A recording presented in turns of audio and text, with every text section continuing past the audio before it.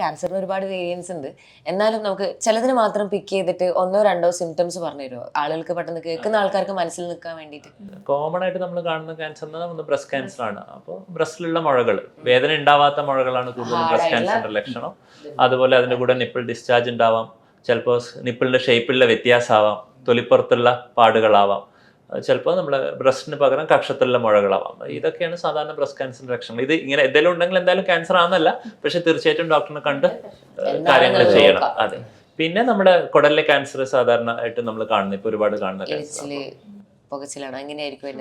വൻകുടലിലെ cancer bleeding, മലം പോകുന്നതിൽ വ്യത്യാസം, ചിലപ്പോൾ കോൺസ്റ്റിപ്പേഷൻ ആയിരിക്കാം, ചിലപ്പം ലൂസ് മോഷൻ ആയിരിക്കാം, അല്ലെങ്കിൽ മലം ബ്ലാക്ക് കളറിൽ പോവുക. സാധാരണ നമ്മൾ പറയാം മലശോധനയിലുള്ള എന്ത് വ്യത്യാസം, അത് കൂടുതലാണെങ്കിലും കുറവാണെങ്കിലും നമ്മൾ അത് പെർസിസ്റ്റന്റ് ആയിട്ട് ഉണ്ടെങ്കിൽ നമ്മൾ തീർച്ചയായിട്ടും ഡോക്ടറിനെ കാണണം. അതിന്റെ കൂടെ രക്തം വല്ലതും ഉണ്ടെങ്കിൽ പിന്നെ പറയാൻ വേണ്ട, നിർബന്ധമായിട്ടും നമ്മൾ ഡോക്ടറിനെ കണ്ടിട്ട് ഇതല്ല എന്നുള്ളത് ഉറപ്പ് വരുത്തണം. നിലവിളി ശബ്ദം ഇടുന്നില്ലേ?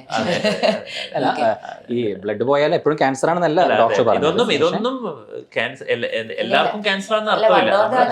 അതെ, നമ്മൾ ടെസ്റ്റുകൾ ഈ സിംറ്റംസ് ഉണ്ടെങ്കിൽ അവര് ഒരു കൃത്യമായിട്ടുള്ള ഒരു ഡോക്ടറിനെ കാണണം എന്നുള്ളത് മാത്രം നമുക്ക് പറയാൻ പറ്റും. അതുപോലെ ആമാശ ക്യാൻസറിന്റെ പൊളിച്ചു തട്ടല്, അതുപോലെ നെഞ്ചരിച്ചല്, ഛർദി, അതിന്റെ കൂടെ വെയിറ്റ് ലോസ് എന്തെങ്കിലും ഉണ്ട്, വയറ്റിൽ രക്തം പോകുന്നുണ്ട്, അങ്ങനെയൊക്കെ ഉണ്ടെങ്കിൽ അത് ഫ്ലാഗ് സൈൻസ് ആയി. അതെ അതെ, ഏർലി സ്റ്റേജ്. പിന്നെ ഗൈനക്കോളജിക്കൽ ക്യാൻസേഴ്സ് ഉണ്ട്. നമ്മളിപ്പം അണ്ടാശയത്തിലും അല്ലെങ്കിൽ സർവൈക്കൽ ക്യാൻസർ, യൂട്രസിൻ്റെ ക്യാൻസർ. അപ്പം കൂടുതലായിട്ട് ബ്ലീഡിങ് ഉണ്ടാവുക, പീരിയഡ്സിന് സമയത്ത് കൂടുതൽ ബ്ലീഡിങ്, അല്ലെ പീരിയഡ്സിൻ്റെ ഇടയിലുള്ള ബ്ലീഡിങ്, അല്ലെങ്കിൽ മാസക്കുള്ളിൽ നിന്ന് പിന്നെ ഈ മാസം മുറ നിന്ന ആളുകൾ ഉണ്ടാവില്ല, ഈ പോസ്റ്റ് മെനോപോസിൽ മാസക്കുള്ളിക്ക് നിന്ന് 50 വയസ്സ് കഴിഞ്ഞ ആളുകൾക്ക് പിന്നെയും ബ്ലീഡിങ് വരികയാണെങ്കിലൊക്കെ അത് നമ്മൾ ഒന്നുകൂടി നോക്കണം. ഗർഭാശയത്തിന് എന്തെങ്കിലും പ്രോബ്ലം ഉണ്ടോ നോക്കണം. ഗർഭാശയം റിമൂവ് ചെയ്യുക എന്നുള്ളത് ഒരു ഹെൽത്തി ആയിട്ടുള്ള ടേക്ക് ഓവർ ആണോ ആക്ച്വലി? ഇപ്പം മെനോപോസ് ആയിട്ടുള്ള ഒരു സ്ത്രീ അതിന് ആവശ്യമുണ്ടെങ്കിൽ റിമൂവ് ചെയ്യാൻ, ക്യാൻസറിനെ വിചാരിച്ചിട്ട് എല്ലാവരും റിമൂവ് ചെയ്യേണ്ട ആവശ്യമില്ല. അതിനുള്ള കൃത്യമായിട്ട് ഇൻഡിക്കേഷൻസ് ഉണ്ട്, അതുണ്ടെങ്കിൽ കാരണം എന്തൊക്കെ പറഞ്ഞാൽ അതൊരു ഓപ്പറേഷനാണ്. ഓപ്പറേഷൻ അതിൻ്റെതായ കോംപ്ലിക്കേഷൻസും ബുദ്ധിമുട്ടുകളും നമ്മൾ ഫേസ് ചെയ്യേണ്ടി വരും. അപ്പം അത് ആവശ്യമുണ്ട്, ഇൻഡിക്കേഷൻ ഉണ്ടെങ്കിൽ മാത്രമേ അത് ചെയ്യേണ്ട കാര്യമുള്ളൂ. പിന്നെ മറ്റ് നമ്മൾ കോമൺ ആയിട്ട് കാണുന്ന വായിക്കകത്തുള്ള ഉണങ്ങാത്ത വ്രണങ്ങള്, പിന്നെ പ്രത്യേകിച്ചും പുകവലിക്കുന്ന ആൾക്കാരൊക്കെയാണ് നിർത്താതെയുള്ള ചുമച്ച് രക്തം വരിക, ശ്വാസം മുട്ട്, അങ്ങനെയുള്ള കാര്യങ്ങളൊക്കെ ലങ് ക്യാൻസറിന്റെ ലക്ഷണമാവും. അപ്പോൾ പറഞ്ഞു വരുന്നത് ഈ കാര്യങ്ങളൊക്കെ പേഷ്യന്റ് ബുദ്ധിമുട്ടാക്കുന്ന രീതിയിൽ ഉണ്ടെങ്കിൽ നിർബന്ധമായിട്ട് നമ്മളൊരു ഡോക്ടറിനെ കണ്ടിട്ട് വേണ്ട പരിശോധനകൾ ചെയ്യാന്നുള്ളതാണ്. എപ്പോഴായിരിക്കും നമ്മൾ ഏർലി ഡിറ്റക്ഷൻ എന്നുള്ളൊരു പോസിറ്റീവ് സൈഡിലേക്ക് എത്തുന്നത് പറയാൻ? അതെ, നമ്മുടെ സൊസൈറ്റിയിൽ ഒരു ഹാബിറ്റ് വരണം, ഈ സ്ക്രീനിങ് ചെയ്യാന്നുള്ളൊരു ഹാബിറ്റ്. ഈ വെസ്റ്റേൺ സൊസൈറ്റിയിലെ കുറേ കാര്യങ്ങൾ നമ്മൾ നോക്കി പഠിക്കുന്നുണ്ട്, അവരുടെ ഫുഡ് ഹാബിറ്റ്സും അവരുടെ ലൈഫ് സ്റ്റൈലൊക്കെ. അതിൻ്റെ കൂടെ ഇങ്ങനെയുള്ള ഹെൽത്തി ആയിട്ടുള്ള കാര്യങ്ങൾ കൂടെ നമ്മൾ പഠിക്കണം. Regular checkup, health check-ups, regular ആയിട്ടുള്ള പ്രോട്ടോകോൾ പറയുന്ന അനുസരിച്ചുള്ള സ്ക്രീനിങ് ഗൈഡ് ലൈൻസ് ഒക്കെ നമ്മൾ ഫോളോ ചെയ്യാൻ പറ്റണം. ഹാബിറ്റ്സ് ആക്ച്വലി ജങ്ക് ഫുഡ്, അങ്ങനെ നമ്മൾ വെസ്റ്റേൺ കൺട്രീസിൽ നിന്നും അഡാപ്റ്റ് ചെയ്തിട്ടുള്ള എല്ലാതരം ഭക്ഷണ ക്രമങ്ങളും ഇത് ക്യാൻസറസ് ആയിട്ടുള്ള ഒരു ആറ്റിറ്റ്യൂഡ് നമ്മുടെ ബോഡിയിൽ ഡെവലപ്പ് ചെയ്യുന്നതിന് ഒരു മെയിൻ റീസൺ ആണ്. ഇത് ഒരു മേജർ റിസ്ക് ഫാക്ടർ ആണ്. എസ്പെഷ്യലി സ്റ്റൊമക് ക്യാൻസർ, കോളൻ ക്യാൻസറിനൊക്കെ ഒരു റിസ്ക് ഫാക്ടറായിട്ട് പറയുന്നുണ്ട്.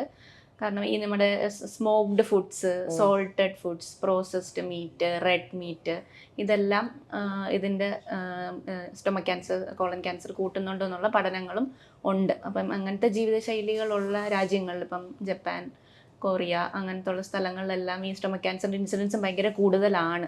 നമ്മൾ അങ്ങനത്തെ ടൈപ്പ് ഫുഡ്സ് അവോയ്ഡ് ചെയ്യുക. പിന്നെ നമ്മുടെ ഈ ലൈഫ് സ്റ്റൈൽ, ഈ എക്സസൈസ് ഒന്നും ചെയ്യാണ്ടിരിക്കുക, ഫിസിക്കൽ ഇന്നാക്ടിവിറ്റി, ഇതൊക്കെ, ഒബിസിറ്റി, അമിതവണ്ണം, ഇതൊക്കെ ഒരു റിസ്ക് ഫാക്ടറാണ്, എസ്പെഷ്യലി ഇങ്ങനത്തെ ടൈപ്പ് സ്റ്റൊമക്ക്, കോളൻ ക്യാൻസേഴ്സിനൊക്കെ. അത് നമ്മൾ ശ്രദ്ധിക്കേണ്ടത്. അതിന് വേണ്ടിയിട്ടാണ് നമ്മൾ ഫിറ്റ് ആയിട്ട് ഇരിക്കണം എന്ന് പറയുന്നത്. അമിതവണ്ണം മിക്കവാറും ഉള്ള ടൈപ്പ് ഇങ്ങനത്തെ ക്യാൻസേഴ്സിനെല്ലാം കുറച്ച് കാര്യങ്ങൾ കോമൺ ആണ്. പറഞ്ഞ പോലെ അമിതവണ്ണം, സ്മോക്കിംഗ്, ആൽക്കഹോൾ, ഇതെല്ലാം ഒരു കോമൺ റിസ്ക് ഫാക്ടർ ആണ്. ഒന്നുകൂടെ ബൂസ്റ്റ് ചെയ്യുന്ന ഫാക്ടേഴ്സ്. യെസ്, അഡിക്റ്റീവ് എഫക്റ്റ് അതിനൊരു റിസ്ക് ഫാക്ടറിന്. ബ്രസ്റ്റ് ക്യാൻസർ ആണെന്ന് വെക്കാം, ഒരു പേഷ്യൻറ്റിൽ അത് ഐഡൻറ്റിഫൈ ചെയ്ത്, അപ്പോൾ അതിൻ്റെ സർജറി കഴിഞ്ഞ്, പക്ഷേ ചില പേഷ്യൻസിൽ സർജറി കഴിഞ്ഞിട്ട് വീണ്ടും ചിലപ്പോൾ കീമോ, പിന്നെ വീണ്ടും ചിലപ്പോൾ റേഡിയോ തെറാപ്പി പറയും. അത് റീകറന്റ് ആയിട്ട് വരുന്നോണ്ടാണോ അല്ലെങ്കിൽ? ഇത് എപ്പോഴും നമ്മൾ ഒപിയിൽ കേൾക്കുന്ന ഒരു ചോദ്യമാണ്, ഡോക്ടർ ഇതെല്ലാം എടുത്ത് കാണുന്നില്ല, പിന്നെ നിങ്ങൾ എന്തിനാണ് അങ്ങോട്ട് കീമോ എടുക്കാൻ പറയുന്നത്? അപ്പോൾ കാരണം എന്ന് വെച്ചാൽ നമ്മൾ സാധാരണ ക്യാൻസറിന്റെ റിസൾട്ട് ഡിപ്പെൻഡ് ചെയ്യുന്ന അതിൻ്റെ സ്റ്റേജ് അനുസരിച്ചിട്ട്. അപ്പോൾ ചില ടൈപ്പ് അല്ലെങ്കിൽ ചില സ്റ്റേജ് ക്യാൻസറിൽ നമ്മൾ ഈ മുഴ എടുത്തു കഴിഞ്ഞാലും നമ്മൾ ചിലപ്പോൾ നമ്മുടെ ശരീരത്തിൽ നമ്മളെ സ്കാനുകളിൽ ഇന്നുള്ള ഏറ്റവും എഫക്റ്റീവ് ആയിട്ടുള്ള സ്കാൻസിൽ പോലും കണ്ടുപിടിക്കാൻ പറ്റാത്ത രീതിയിൽ ചിലപ്പോൾ ക്യാൻസർ കോശങ്ങൾ ഒളിഞ്ഞിരിപ്പുണ്ടാവും. അപ്പോൾ ഈ ക്യാൻസർ കോശങ്ങൾ പിന്നീട് എപ്പോഴെങ്കിലും അവർക്ക് അനുകൂലമായ ഒരു സാഹചര്യം ഉണ്ടാകുമ്പോൾ വളർന്നിട്ടാണ് ക്യാൻസർ തിരിച്ചു വരുന്നത്. അപ്പോൾ ചില തരം ക്യാൻസറുകൾക്ക് ഇത് വളരെ പ്രധാനമാണ്. അപ്പോൾ അങ്ങനെയുള്ള ക്യാൻസർ കോശങ്ങൾ കൂടി നശിപ്പിച്ചിട്ട് പിന്നീട് ക്യാൻസർ തിരിച്ചു വരാണ്ടിരിക്കാൻ വേണ്ടിയിട്ട് ആണ് നമ്മൾ ഈ ഒരു സാഹചര്യത്തിൽ കീമോതെറാപ്പിയോ അല്ലെങ്കിൽ റേഡിയേഷനോ കൊടുക്കും. നമ്മൾ അഡ്ജുവന്റ് കീമോതെറാപ്പി അല്ലെങ്കിൽ അഡ്ജുവന്റ് റേഡിയേഷൻ തെറാപ്പി എന്ന് പറയും. അപ്പോൾ അത് എല്ലാവർക്കും ആവശ്യമില്ല.